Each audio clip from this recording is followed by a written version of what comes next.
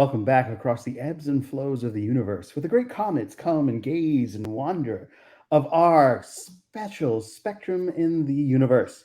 And I'm talking about our quadrant of space called the Captain's Quadrant. I am your host, Captain Dove, and with me is always Lieutenant Jason, ready to get into all things Star Trek. And this week is Strange New Worlds.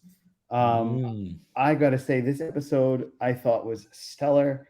There was a lot of deep looks into Uhura, which I really appreciated. I felt like she was a very strong character and had the most development in the entire history of the character, personally.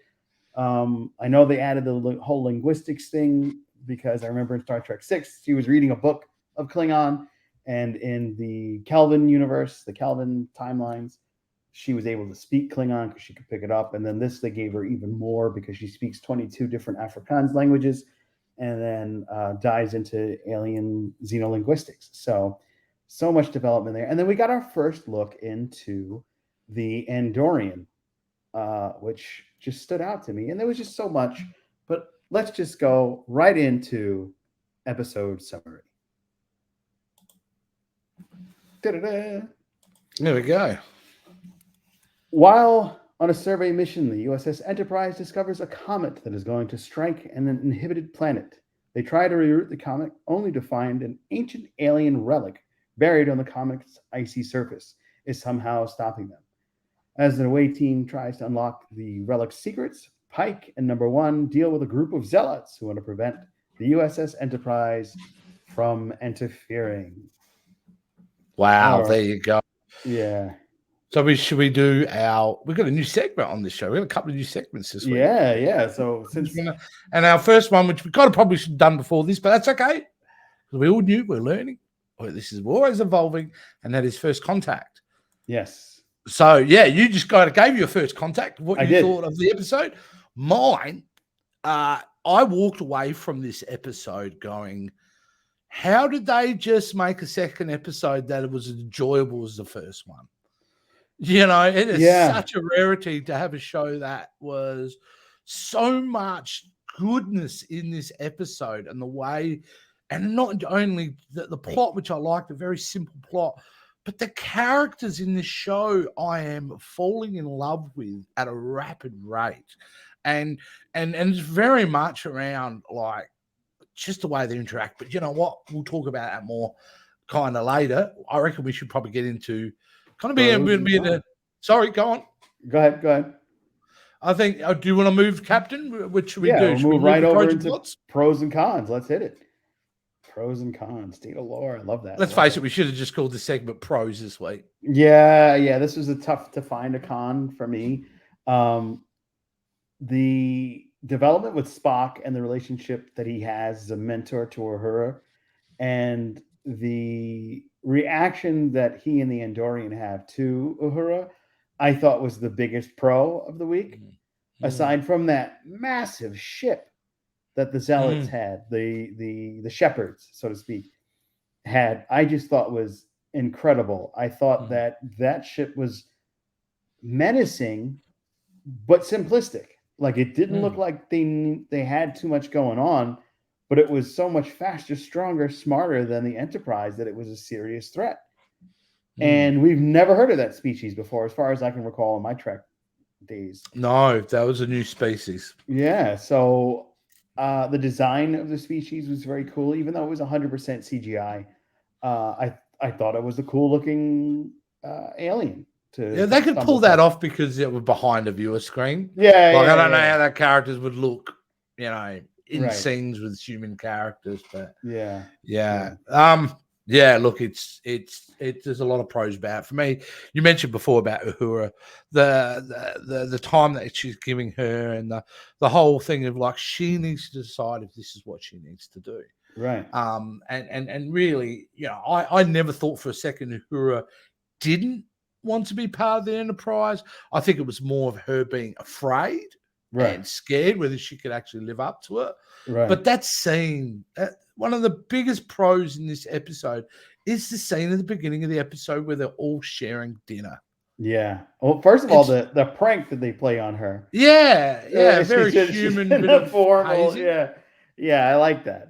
And what a wonderful scene that is, because we get to see the captain being more relaxed. We get to see everybody being Cooking more up relaxed, a storm, you know, and what a way, and like you said about the Andorran, we get to introduce a character, and what a great little introduction. You get to know about him as a character so quickly, just by like, oh, there's that word again, you know, when he was talking about what was it? You know, basically being blind, and the fact that his gruff kind of direct response, and seeing the little interplay between him and Spock, who Ethan Peck, holy moly, every week I'm watching this guy and I am losing my mind of how great he is as Spock. Yeah. There's a tiny moment, you know, when they're in the space Fabergé egg room, right? Space Fabergé egg, and it starts to open up. It starts to kind of open up. They just cut to a little 1 or 2 second shot with his eyes bugging out, right? Because he's fascinated. Yes, the scientist in him is absolutely enthralled by what's happening with him. And there's those little moments, but I love the fact that it's a chicken and the egg episode. Yeah, bring up the eggs again. What came first? Was it the decision by the Enterprise to do what they did, or was it preordained? Right. Yeah, I thought that was wonderfully handled as well. And the fact that where did this thing come from? Who made it? Yes. Is this is obviously not the only planet that it's given life to, and who built it? So we have this huge mystery of, okay, who made this thing? Yeah, and that alien species looking at it as a deity. You know, yes, he will give life or he will take life, wherever he chooses. Right. Which was fascinating as well. And then the thing is, it's a great reminder, and I love this when Star Trek do it, where they basically make it realize that as much smart as we think we are in the 25th century or 24th century, we really don't know anything about anything. Not when it comes to alien species, what their motivations are, what their intents are, and everything else like that. So it was a wonderful episode to show that they are still a very green crew. Even though Anson Mount is obviously been been a captain for a long time and been part of it, very Starfleet. Really, in this mission, this 5-year mission, they're really new at this, right? You know, and it was great. You know, again, Anson Mount. What can I say about Anson Mount except that he is really finding that excellent balance between being a Picard and a Kirk. Yeah. He's right in the middle there, and a nice little sweet spot as a character, which I love. One thing I absolutely loved was this was Uhura's first away mission. Yeah. And they made you feel like it was not only her first away mission, but the first time she's ever been beamed. Yeah.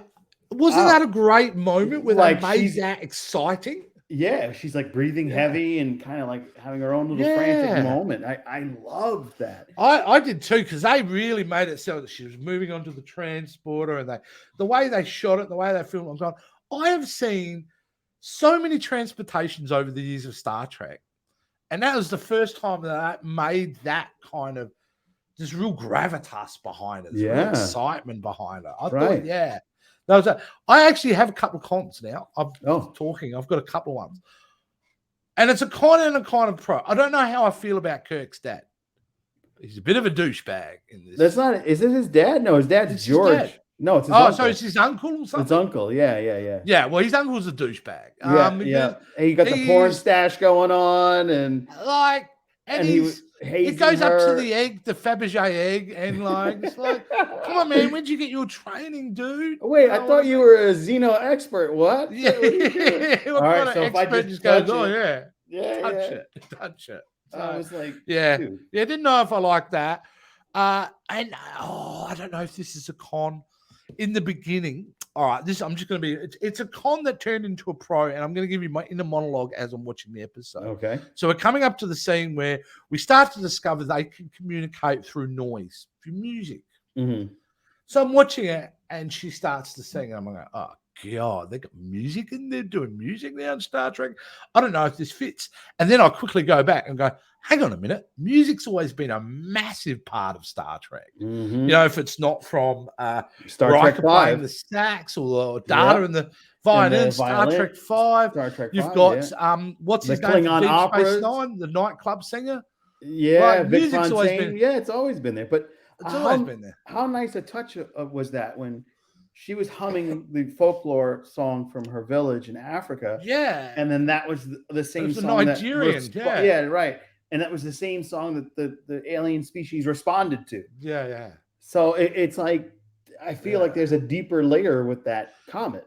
And that's with that whole episode has that deeper layer. It gives you that philosophical question at the end. Yeah. Was it predetermined to happen, or what came first, chicken the egg? Was this always going to happen, or did it just happen for the first time? Right. And you know, giant plaudits to the writers here. I don't know if this is a new set of writers they've gotten.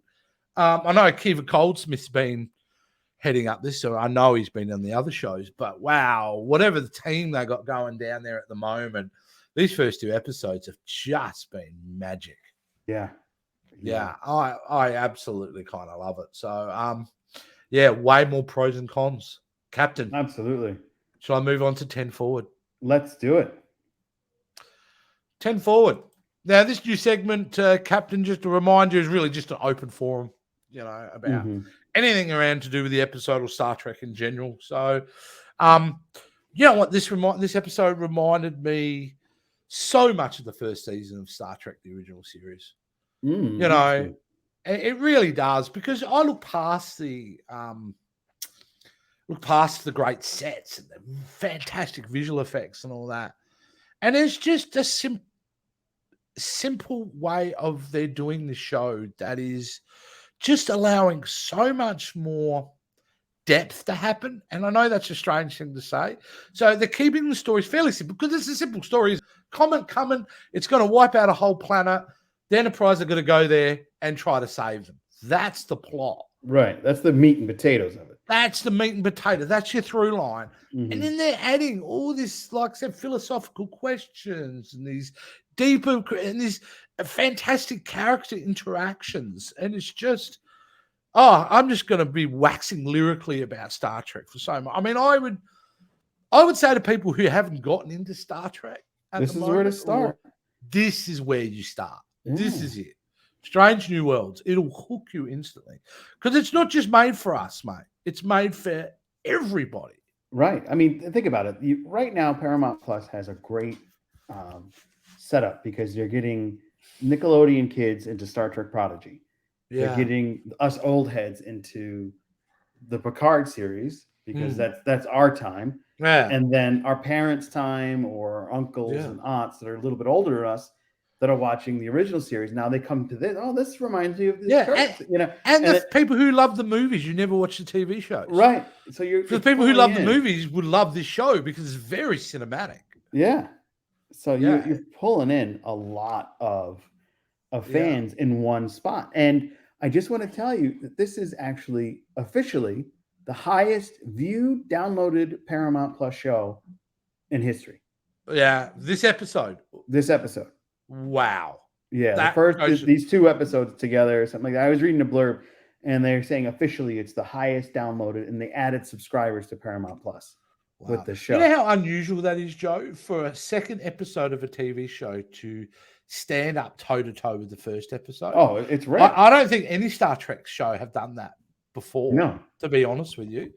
I'm not dismissing the second episodes of the first series of any other shows. I'm just saying that this particularly...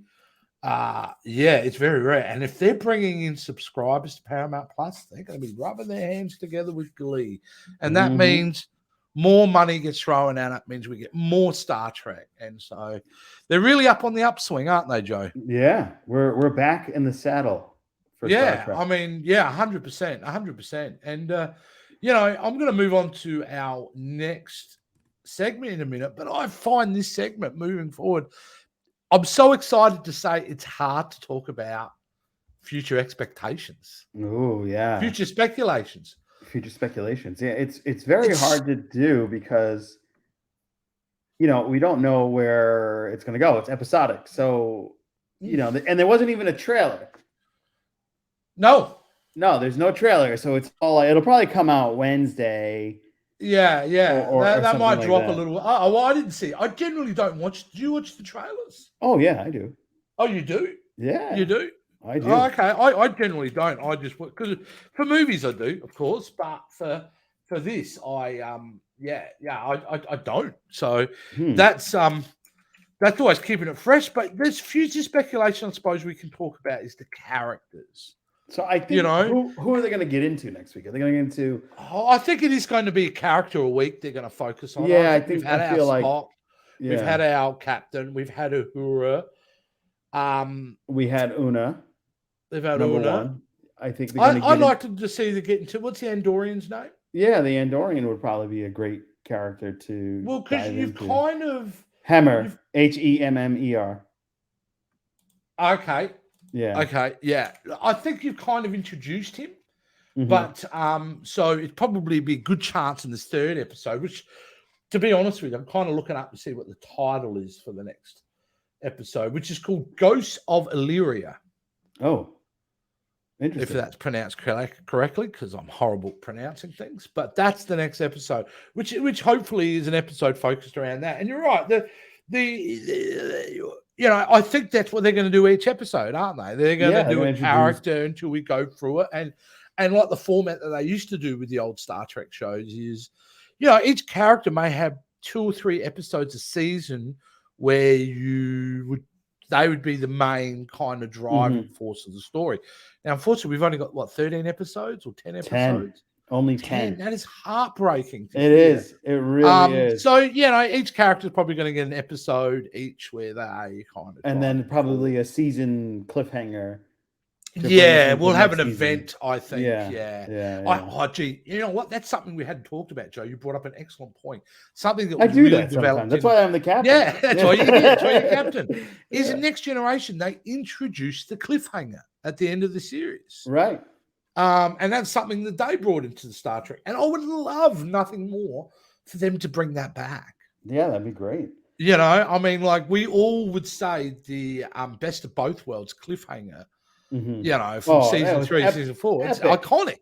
Yeah, yeah. So we're gonna have Tholians, so maybe this could be that could be the big because they are a big bad. They are a big bad, and they will and they'll have to start introducing an oval because even though it's episodic television, Star Trek, Deep Space Nine, Voyager, Enterprise, even the OG series.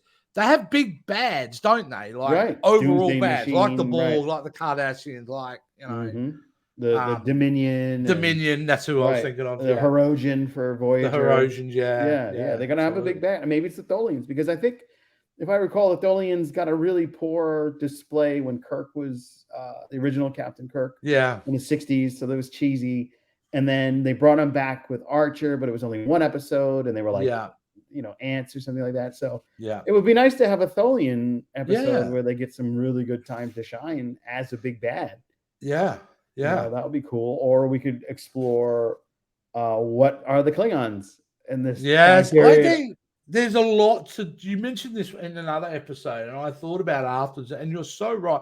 There's so much to explore there from a Klingon perspective, which is crazy to say because Klingons have had a lot of time on screen, right? But I think there's a lot to explore in this timeline with them. Yeah, because you've got Discovery Klingons.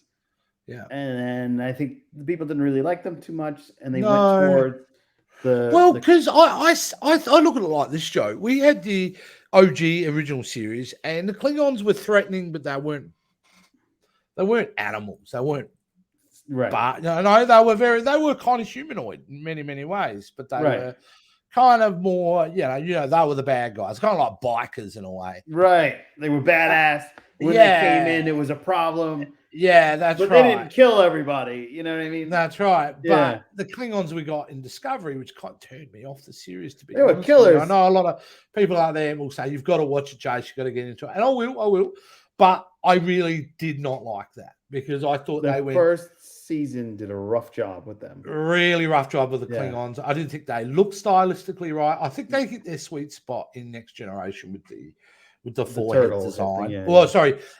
Search for Spock. The Search for Spock really where it really Christopher started. Lloyd, who I share a birthday with. Christopher Lloyd, my boy.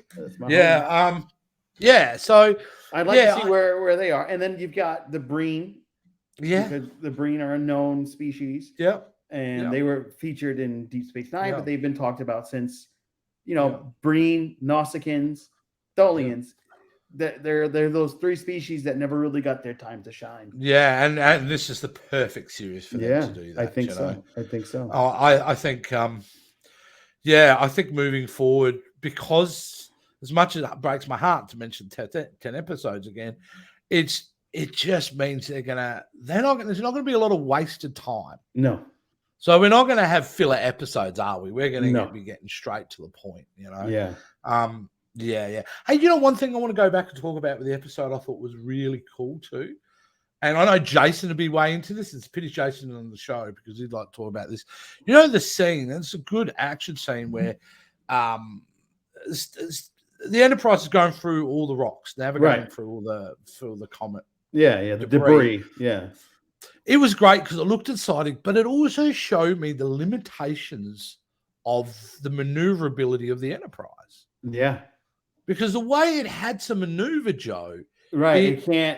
It can't turn upside down, or you know what I mean? It has to go like a certain way. Yeah. And they've done that by design. And I think, again, excellent writing and visual effects, top notch, because I found that absolutely enthralling to go, yeah, that would be, we can't make Starfleet something better than they were before when we first saw them. So I'm glad they haven't taken the leaps like, oh yeah, when you see the OG series, the ship kind of goes like that and it turns and it goes like that. Right. But in this new old version of Star Trek, it can do 360s. It can't. It's limited. No, it can't. So I appreciate that. Yeah, and what a great scene too. I mean, like where we have the ship going through dodging rocks is exciting. Right. And the reaction of the shields, like I remember, maybe it's progression, but Next Generation had a bubble shield that protected the whole ship. And when that weakened, then it was faced with the other ship. Yeah. So it's showing that they haven't gotten the bubble shield yet. You know what I mean? It's like we're not there yet. We're still in the past. So here's another green tick. No fire explosions when they get hit. No rocks. You know what I mean? Like in the sense of Discovery. Another thing I'm complaining, I don't want to be ragging on Discovery too much, but every time they got hit, a panel in the back of the bridge would start on fire. Yeah. Which was like, hey man, who's the engineers? Where's the work health and safety around this? But no, thankfully in this show, he'll get hit by a space rock and then they'll cut to the bridge and they'll do their fake shape. Yeah. And it's perfect. And it's continuity. It's the little details, Joe, that they're doing, which is just so cool. Just so cool. I love it. So one question for you. This is also a double Jason question. There's a big furor on the internet about the design color aspect because it looks more metallic than the Enterprise that we had in the 60s. Yeah. The Kirk ship. So how do you feel about the color, more metallic coloring of the ship? I like it a lot. I honestly do. Same. I think it's not more of a choice made by that original series, but more a limitation on their ability to create the effects then. So I would think if they had the ability back then, they would have made it more metallic. But for whatever reason, could be just the time and the colors, what was in vogue, and that they made it more. And I think too, back then, they were really heavily trying to give similarity to what was happening in the space race. Right, because the ships were like white and black. Exactly, with those markings and that. So they were certainly very much trying to. And if you look at the Enterprise, is not the Enterprise 2 rockets stuck to a traditional flying saucer? I have the Enterprise. Yeah, the original. That's right. That's the original concept. And from the 60s perspective, is to have everyone knows what a flying saucer is. We'll put 2 rockets on it so we can propel it forward, and that's what we're going to do. Right. They came and I love it because it's iconic now, and it's the Enterprise has never looked so good. Put it that way. Yeah, I mean, for me, I feel like it's a great progression from the Archer era of Enterprise because his ship was metal. And they were going out into space with that thing, and it had the hull integrity, and the little pieces of the ship itself could come off. And I feel like this is like an upgrade from that. Yeah. And I feel like it's almost paying a homage to Yeah. What I loved about that Enterprise from the show Enterprise, the NX, is you can almost see the pot rivets everywhere. Yeah. Like it felt very much in the spirit of American ingenuity as an inventor in his back garage who's developed this cool thing. And it had an element of that, the NX Enterprise, which I always dug. But yeah, Jason, who seems to be more of a better ship expert than either of us, probably combined. Yeah. I'm sure we'll have to ask him about that at some point. Yeah, I think so. I think that'll be a fun one. So yeah, I mean, Captain, I don't have any more to add. All right. I think this is going to be our sign-off, friends. I think that if you enjoyed listening, downloading, and watching us in this quadrant of the internet, I think it would behoove you to subscribe to our channel. Give us a like and comment below. Let us know what you thought of Strange New Worlds. Did you like it? Did you hate it? What was missing? What was something that we missed? Let us know. We're always all eyes to be ears to talk about them the next time. So if you are listening on the podcast, thank you for listening. Thank you for downloading. And please keep sharing and subscribing and rate us on Apple, iTunes, Spotify, and iHeartRadio. A number 5 will take us so many warp factors higher in the future. So please support as best you can. I will tune out and see you next time. Be well. Thanks, Captain. See you, everybody.